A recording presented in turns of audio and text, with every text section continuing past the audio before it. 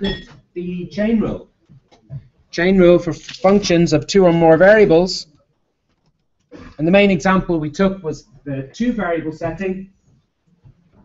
So in the situation where you have a function of 2 variables, we have a pair of chain rule equations, typically, which describe how the derivatives of the function can be expressed in the new set of variables in terms of the derivatives of the function with respect to the old variables and the derivatives of the coordinate transformation itself. Okay.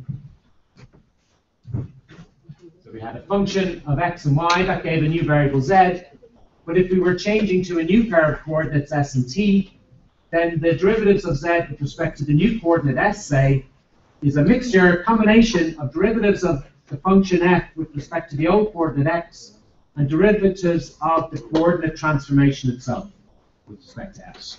Okay. So we'll see some more examples of that shortly. Okay. But before I start to look at some problems, I just want to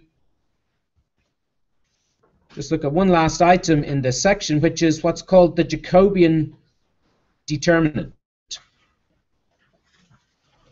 So those chain rule equations, the ones we were just looking at, there is a connection with linear algebra here. So the chain rule equations can be nicely expressed in a matrix form. Okay. So these equations we were just looking at, equations 1.85 and 1.86, the chain rule equations for functions of two variables, they can be expressed nicely in matrix form like this. So you have a row vector of the derivatives of the function with respect to the new variables is the row vector of the derivatives of the function with respect to the old variables multiplied by this 2×2 matrix, which is the matrix of derivatives of the coordinate transformation itself. So this is there on page 15. Or expressed using the inverse matrix, we can multiply both sides by the inverse matrix and instead express the derivatives of the function with respect to the old variables as the new variable derivatives multiplied by this inverse matrix. Now we'll be seeing more about this when we get onto the integration of functions of several variables. But this matrix is particularly important, has a special name, and it has a good and very nice geometric meaning when it comes to talking about the integrals of functions of several variables. But we'll just kind of introduce it and name it for now. So it's called the Jacobian matrix, or more typically, it's referred to as the determinant of this matrix. So the Jacobian determinant. It's more commonly referred to as the Jacobian, most often the term Jacobian will mean the determinant of this matrix. Okay? So it's the matrix of partial derivatives going from one coordinate system to another. And its determinant has a very clear geometric meaning, which we'll consider when we go on to the integration of these functions. Okay. So as an example, and it has the obvious, well, not obvious, as the systematic extension to functions of more than two variables as well. Okay. So let's just jump in and do a little bit of work with the Jacobian. So I'll show you what the Jacobian looks like for polar coordinates, the transformation from Cartesian coordinates to polar coordinates. Then I'll describe some three-dimensional coordinate systems to you, and then I've got a sheet of extra practice problems which we'll talk through as well, or talk through some of. So I'll just convert to the camera here.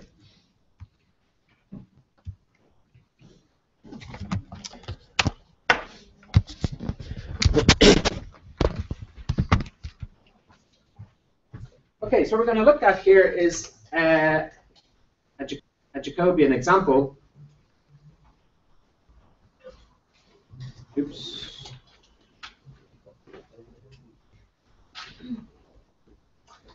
And we're going to evaluate this thing, which is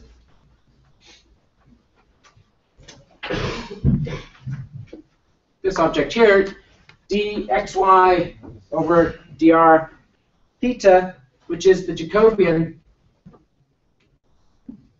determinant of the transformation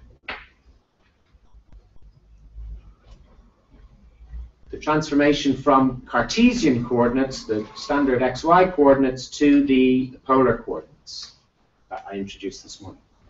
Okay. Quick reminder, polar coordinates was specifying a point by its radial distance from the origin and its the angle theta that the radius makes with the positive direction of the x-axis. So recall the transformation equations. So these were the ones we described this morning.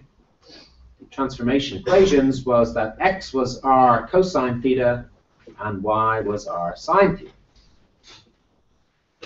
These equations come from just examining the right-angled triangle there, with r is the hypotenuse, x and y is the other two sides. And by looking at that, you get this relationship between x and y and r and theta. So from the definition,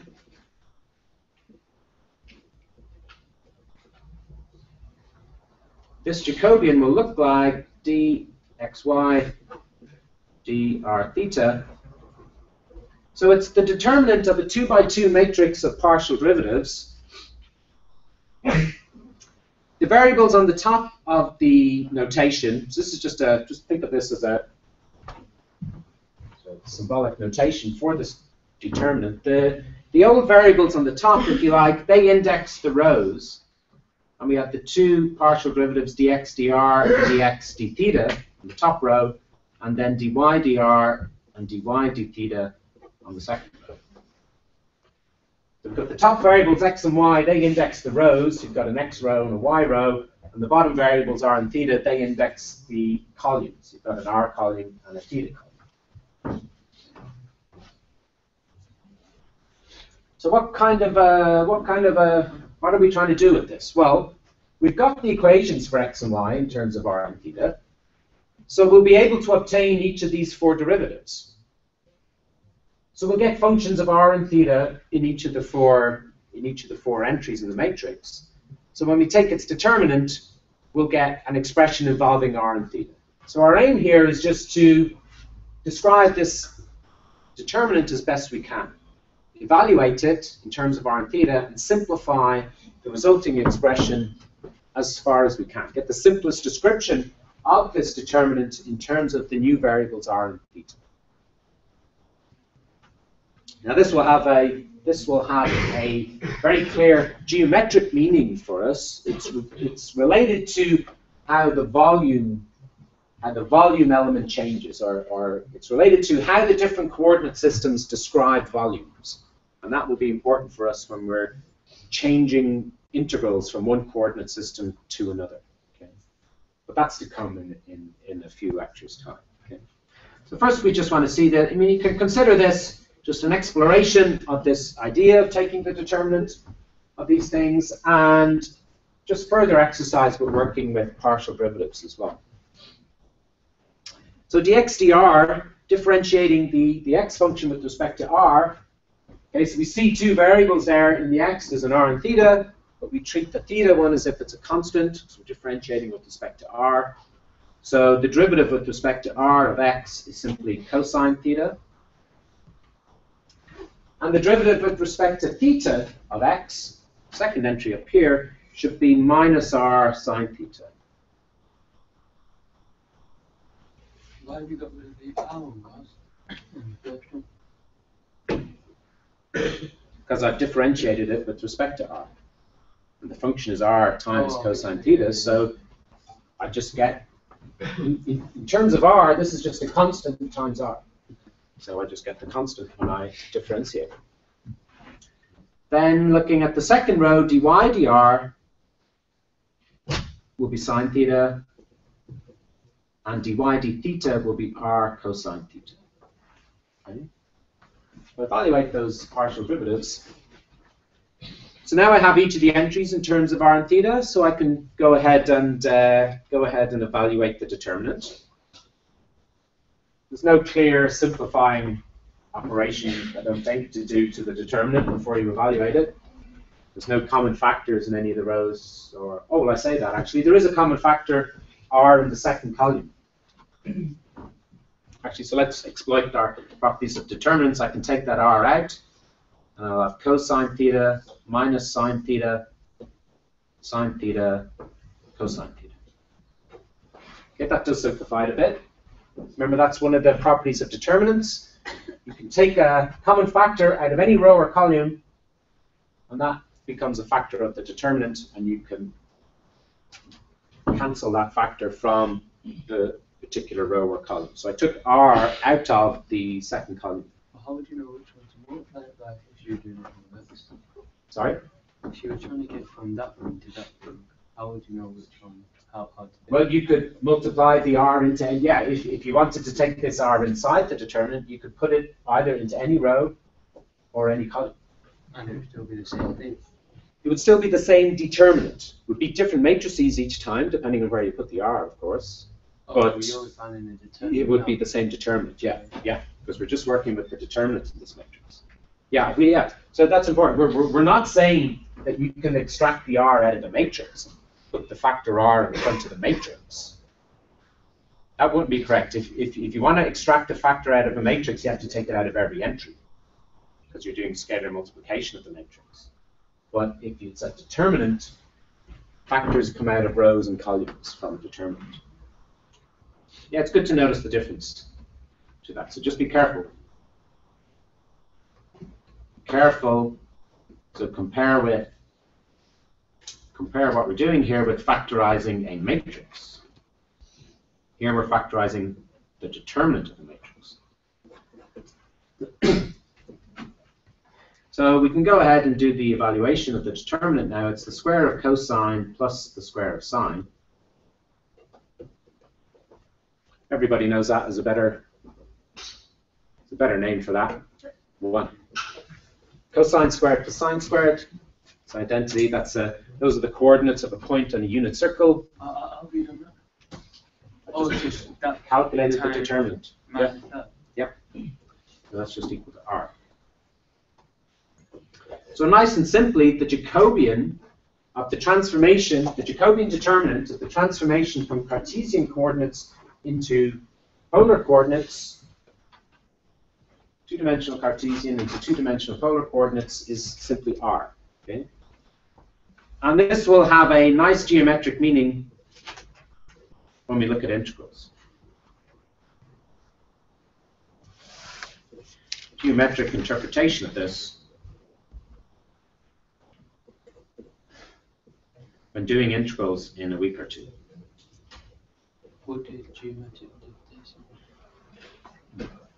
The fact that this Jacobian is equal to R, it'll have a geometric meaning. It'll have a clear explanation in terms of the geometry of the plane when we're talking about integrals. I'm just saying that's going to arrive in a few weeks. Yep. The geometric interpretation just means I can explain the fact that this is R and look at some of the consequences of it in talking about the geometry of the plane, specifically about areas of regions. Okay, any other queries about that or clarification I could give? So it's an example of the calculation of a Jacobian determinant. I don't think it's coming out too well on the screen. A little bit closer. So did you say the geometric interpretation explain why you did that? Now, so the geometric interpretation talks about the fact that this is R and not some other function of R. So why that's important? Why that's important, and a geometric explanation of why it is R, and why it isn't some other R squared or something to do with theta. Okay, something to look forward to. Okay. So I've got an extra sheet of problems, extra practice here. Of course, there is now, on page 17, there's a whole sheet of tutorial problems, things for you to work on in advance of your tutorial, your next upcoming tutorial in Maths Methods. And I've got a further sheet of example problems here, which we'll look at shortly. My aim in the whole thing is to fire loads of exercises and loads of problems at you. Too many to fit into any one tutorial, okay? But just to give you plenty of stuff to work with, and of course further examples from the textbooks I've mentioned as well. Okay, so before looking at that, I'd just like to give you. So I've referred all the time to different coordinate systems. So what I'm going to tell you about now is two important coordinate systems for R3.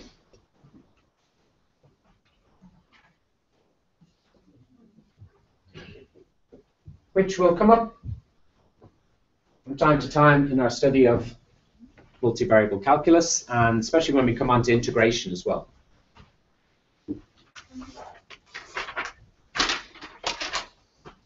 So the most familiar coordinate system for R3 would be our Cartesian coordinates, x, y, and z. Okay? So you have a fixed origin somewhere, you've got three mutually perpendicular axes, an x-axis, a y-axis, and a z-axis, according to some convention. So probably most commonly in mathematics you'd use a right-handed rule for x, y, and z. Your thumb is x, your finger is y, your middle finger is z, and so on. But computer graphics students, be careful because we have a different convention in computer graphics. So you've got a Cartesian coordinate system x, y, z, and distances along the x, y, and z axes locate a point in 3 dimensions. Okay? And that's all well and good, but for certain problems, for certain applications, it's not the most suitable way of locating points. Okay?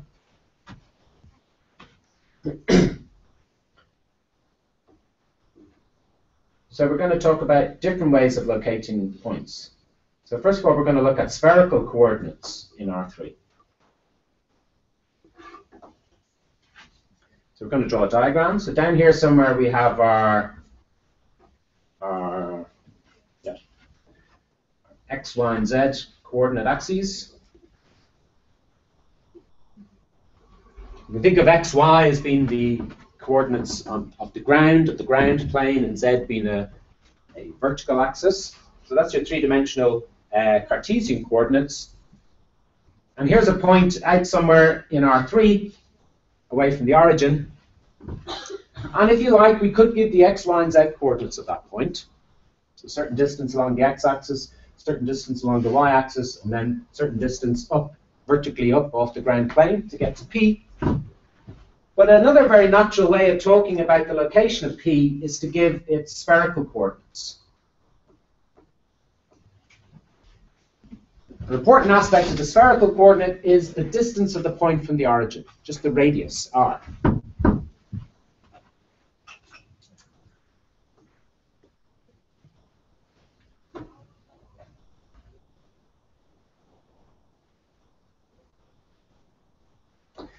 We also have then, we drop a perpendicular from the point down onto the xy plane.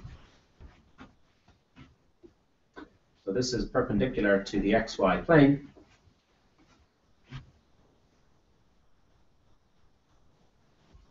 And then we have the radius to that projected point down here, which is like as the vertical projection of r down onto the ground plane. And you can look at this angle theta here.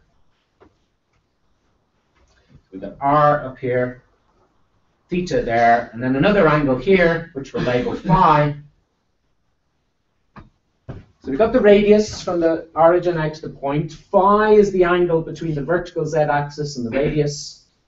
And theta is the angle between the projection of the radius down onto the xy plane and the positive direction of the x-axis.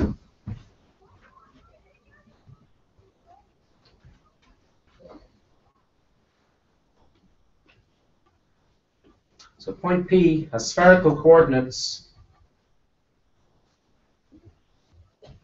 Spherical coordinates are theta and phi. What's that below P? This thing here? Mm-hmm. This is the vertical projection of P down onto the xy plane. So you have a point up here above the ground somewhere, and you just drop it vertically down so that the projection is perpendicular to the plane. What's that symbol that connected it up? Well, that's the right angle symbol, the square, just to denote a right angle. Yeah. So I can stick it there as well. It's a right angle. Okay. So r is the radial distance. Radial distance of P from the origin.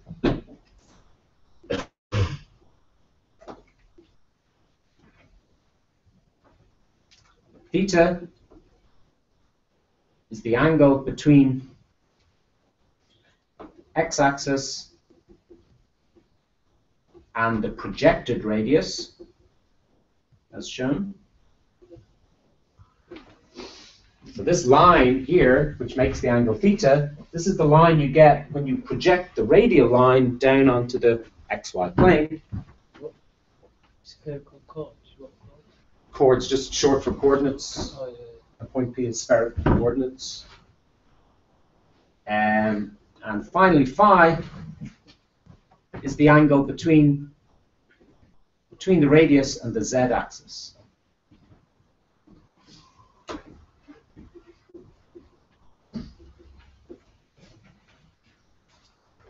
Of course, these have technical names. This angle here, phi, is called the zenith angle, and the angle theta is called the azimuth angle. Okay.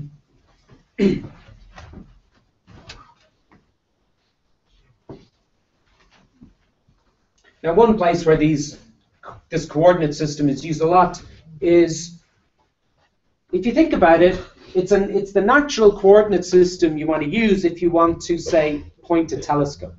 Okay, because you're located somewhere with the telescope. You think of that point as the origin. You want to point your telescope at something. So first of all, okay, by default, the telescope is pointing horizontally straight in front of me. So I need an angle theta, which tells me how much to turn around. Yeah, in which direction parallel to the ground to point the telescope. That is set by the angle theta there. Then someone tells me okay, so once that is set, I need to know, well, how high am I going to point the telescope? Am I looking straight up? Am I looking back there behind me? Am I looking just low up, a little bit up off the ground? That's the angle phi. The angle phi describes, what's the zenith angle? Sorry, the zenith angle for the telescope. Then finally, so that's got the telescope pointed in a certain direction, and then r specifies, well, how far the object you're looking at is from your location. Okay, so it's quite a natural coordinate system to have, to locate a point in 3 dimensions with reference to your location, if you're stood at the origin. Okay. Now, just to talk about limits on or range of values on r, theta, and phi. Well, r would be anywhere between 0 and infinity. Okay, so point could be either at the origin, radial distance 0, or any positive radius. But the radius r is always a positive quantity. It's never negative. The angle theta we could have as being anything between 0 and 2 pi.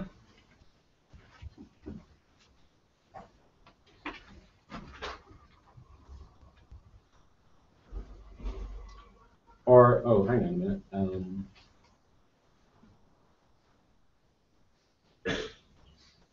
Yeah. And then phi, we could have limits for phi to being anything between 0 and, oh, see, we only need to go to pi radians.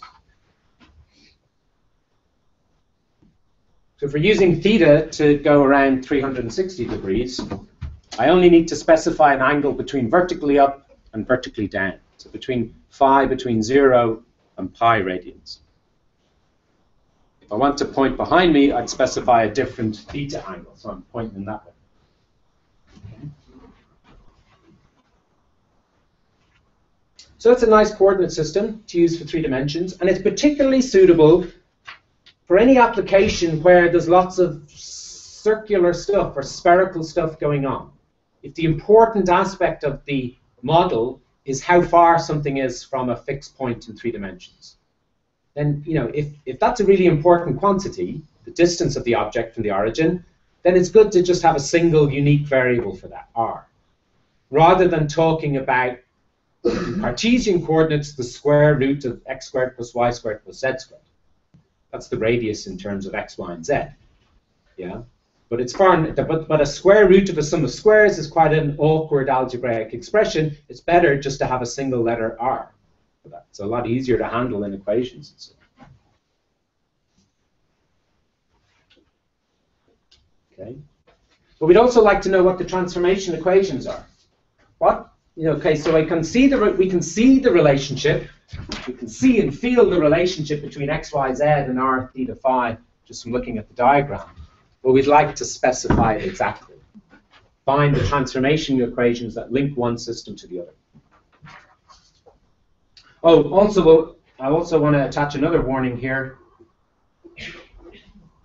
There's no universal agreement on the use of these symbols theta and phi on r. So some books you look at might be calling this one theta and this one phi. It changes in different disciplines. So in engineering, there's a particular way of denoting it. In mathematics, there's a particular convention that might be followed most of the time. Or in physics, there's something maybe slightly different. So these variable names are not unique. Okay? So different uses of theta and phi, etc., in different books.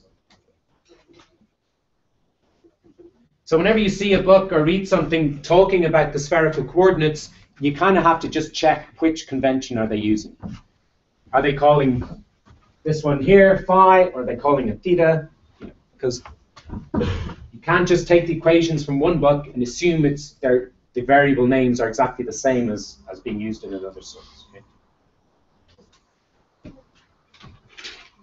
Okay, we need some United Nations convention or something to hammer out one fixed way of just doing it to solve that problem. But in the absence of that, just be aware that there are different conventions used. So what are the transformation equations for this? What do you mean by that? Transformation equations. No, before that. Were you just joking? I was joking, yeah. Right. Well, it would be great if the United Nations could settle it, but I think there's more important problems in the world awaiting them. I was joking. Could you not hear everybody laughing? Okay, well, just as in polar coordinates, the transformation equations come from the geometry, come from the triangles in the picture. Okay. For two-dimensional polar coordinates, we looked at a right-angled triangle, and we could read off the transformation equations to that. Exactly the same for the spherical coordinates, except it's a little bit more complicated. There's two right-angled triangles we're going to look at. The first one is this one, which is already drawn here, with r as the hypotenuse. So you've got one standing up triangle there with r as the hypotenuse. Z is this side here. Okay, the other side is, well, it's the square root of x squared plus y. No, sorry, it's not. It's some other term. And the other right-angled triangle we're going to use is this one down here. So the one involving the angle theta, theta as the angle. This side is x, this side is y, and the hypotenuse, well, I'll tell you what the hypotenuse is now shortly. Well, I'll just draw it in, actually. So that's r sine of phi. Is the length of this projected radius. So r sine of phi is the length of that projected radius. So if we look at those triangles there, we can read off the transformation equations. The z one is the easiest one to write down. That's z is going to be r cosine of phi. And then x and y, well, x is going to be the length of this projected radius times cosine of theta, and y is going to be it times sine of theta, and the projected radius is r sine phi.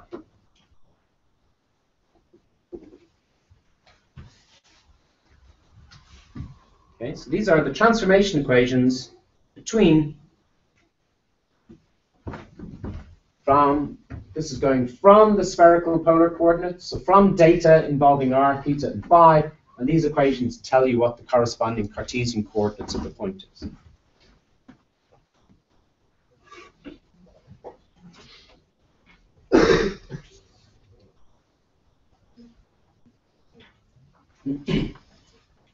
Okay, so I said two important coordinate systems for R3. So the second one is cylindrical coordinates. Cylindrical coordinates. Now, spherical coordinates are based on thinking of the space split up into spheres and locating a point in space by locating it on a sphere.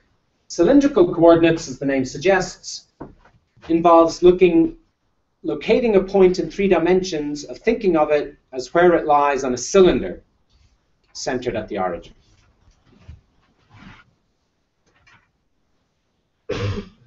So again, we begin with a sketch of our reference Cartesian coordinates. But now, instead of thinking of a sphere centered at the origin, I think of a cylinder centered at the origin, which is parallel to the z-axis. Okay. And so now I'm going to think of a point out here, this point P out here.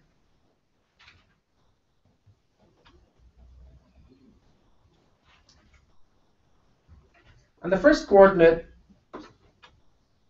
in the cylindrical coordinates is actually just the normal Cartesian z coordinate. So this point P is at a certain height off the ground. So z is we're going to reuse the Cartesian coordinate.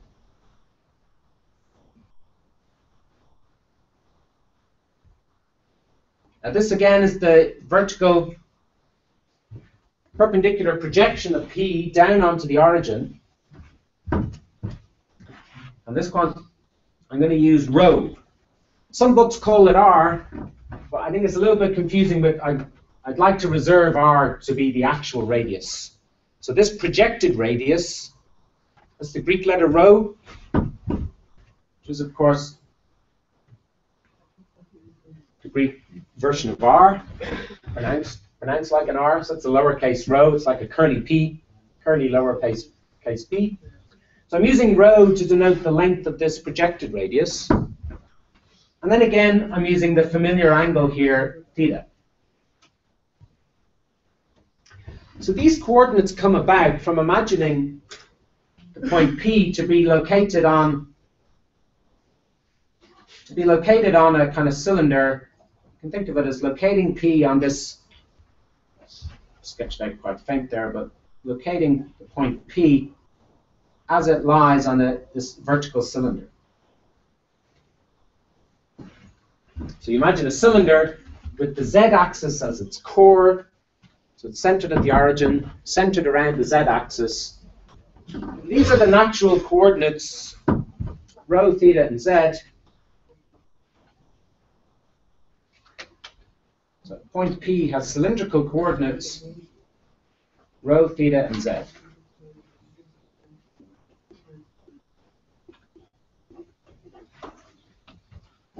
Okay, rho is the length of the projected radius.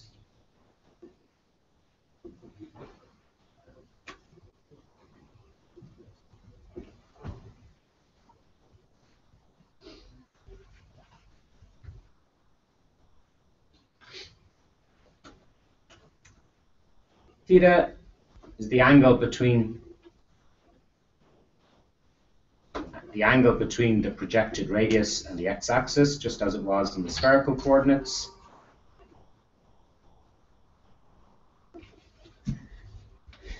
And z is just the normal Cartesian height, normal Cartesian height coordinate.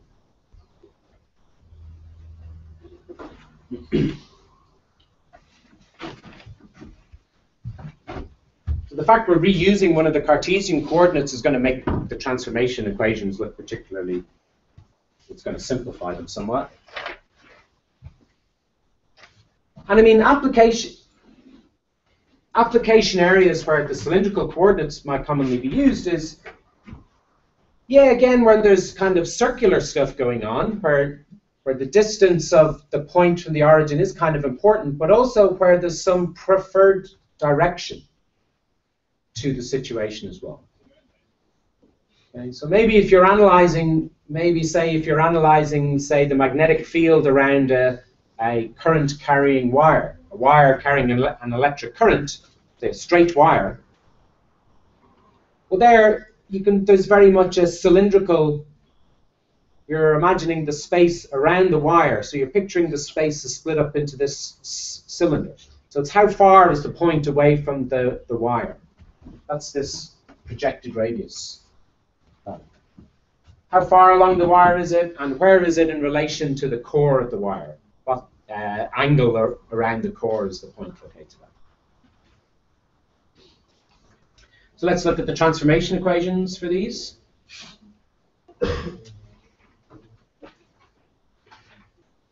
So again, we want to get equations for x, y, and z in terms of the polar coordinates, in terms of the cylindrical coordinates.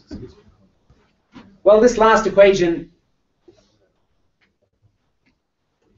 z equals z, that's, you get that one for free, because the same coordinate z is being used in both systems, so there's no need to transform it, the same coordinate. So what are x and y in terms of rho, theta, and z? Well, just as it's the same kind of setup as in for the two-dimensional polar coordinates. So x is going to be rho cosine theta, and y is going to be rho sine theta.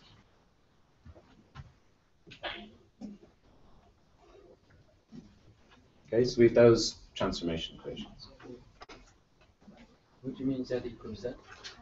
Well, I mean, what's the job of the transformation equations? The job of the transformation equations is, given the data in one system, given the location of a point in terms of p, theta, and z, it's to allow you to calculate the location of the point with regard to the other coordinate systems.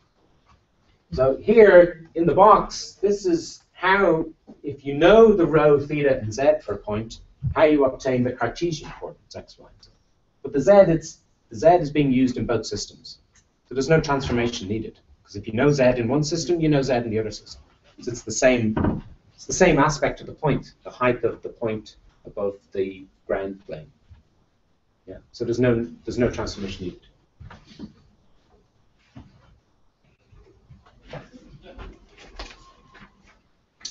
Okay, so I'm out of time, I think, just to do one example, which is going to be based, one of the problems from this further example sheet I have. So I'm going to hand it out to you now.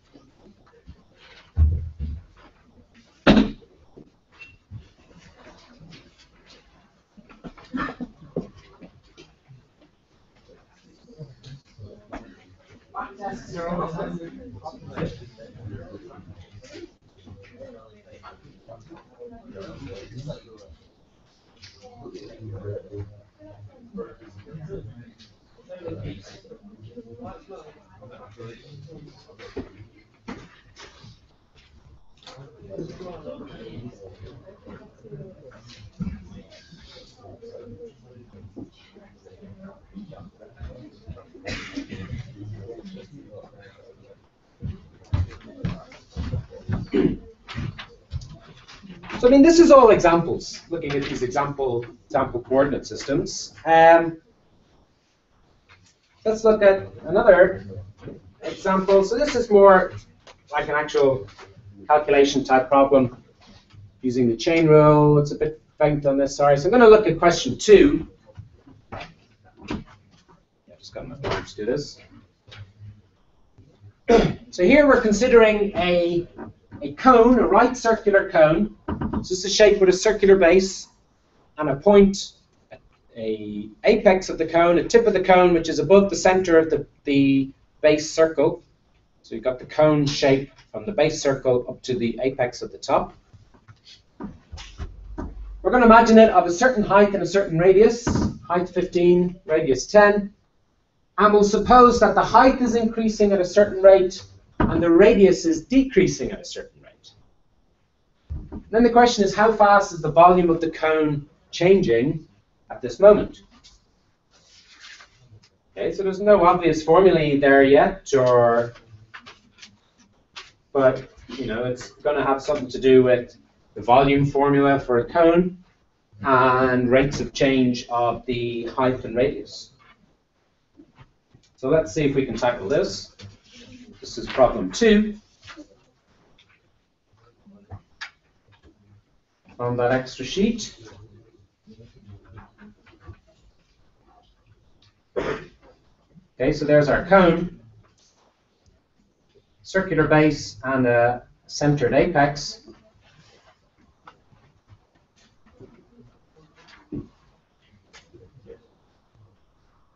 Okay, so starting off with a certain height, 15, and a certain radius of the base of 10, working in centimeters. Of course, the volume, so we've got initial values of h equals 15 and radius r equals 10. The volume V of such a shape is 1/3 pi r squared h. Okay, it's the volume for this, the formula for the volume of this. You can derive that from the formula for the area of the circular cross section and integrate that from the ground up to the apex. But in fact, R and H are both functions of time. Okay, because we're given information about their rates of change. So R and H we think of as functions, R of t and H of t. And then we have the chain rule equation. So we only have a single chain rule equation, because our old coordinates are R and H, and our new coordinate is just a single coordinate time. So we're just looking at the evolution of this system in time. You said the height is 15, then why have you only done the dotted line to like? I've just done, because you can't see the dotted lines, it's inside the cone. What do you mean? Yeah, but the dotted line goes all the way to the bottom, is that the height, right? Yeah, from the top to the bottom. No, the bottom is the curve. No, it's a circle based on the ground. Right. It's a circle based on the ground, and then you got the point. Oh, that's a 3D picture. Yeah, that's a 3D picture. Yeah. So the chain rule equation will appear like this.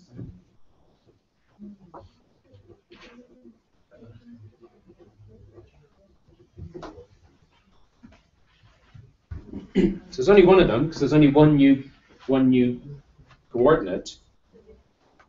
So do we know what these functions are? Well, the radius, we're told, is decreasing at the rate of 0.03 centimeters per minute. So the radius function here is given by 10 minus 3 over 10 times t. So t is measured in minutes. And the height function, similarly, its initial value is 15, and it's increasing by 0.2 centimeters per minute. So this will be t plus 1/5 of t. Sorry, 15 plus 1/5 of t. Okay, so we can very easily get dr dt and dh dt. dr dt is minus 3/10, and dh dt is 1/5. But then, to consider the chain rule equation, which is going to give us the rate of change of the volume, we need these other two partial derivatives that come from the volume formula.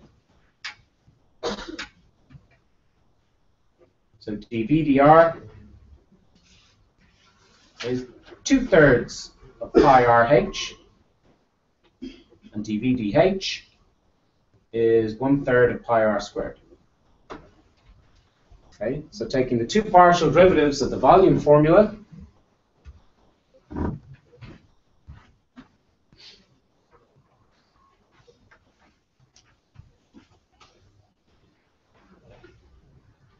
okay, so the chain rule equation appears. The chain rule then gives dV dt, the rate of change of the volume. See, we've got all the parts of the chain rule equation, so we just substitute them in here. So it's 2/3 pi RH multiplied by -3/10, and 1/3 pi r squared multiplied by 1/5. So we've still got the r and h here. So these stand for the present values of those quantities. Okay, so at the current instant, the radius is, what was it, 10, and the height is 15. So we can evaluate this at the current values.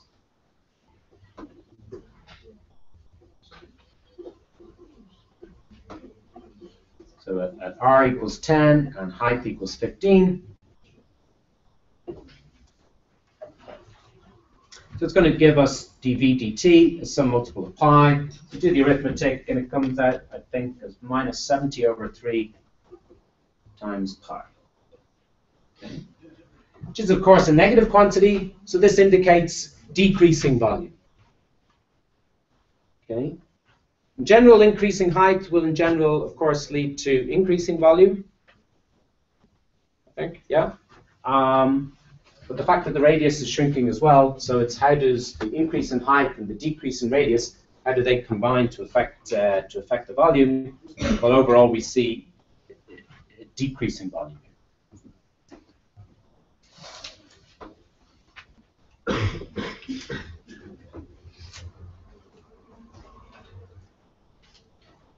Okay, so that's a nice application of this chain rule idea. Okay, having a function, the volume here, the volume of the cone depends on its two aspects, the radius and the height. But in this new coordinate system, well, we only have a single coordinate time, so we're thinking of r and h as both depending on time. The chain rule principle allows us to express the derivative of the objective function, the volume function, with respect to the new variable time, in terms of the derivatives of v with respect to its original two variables, r and h, and the derivatives of those variables with respect to the new variable time. So I'll send you away with all those problems then, those extra problems on that sheet, the page of tutorial problems, which we've worked our way up to in the notes. So there's plenty of material there for your next tutorial, or for you to be working, okay? Do you mind leaving it up? Yeah, I'll leave that up there.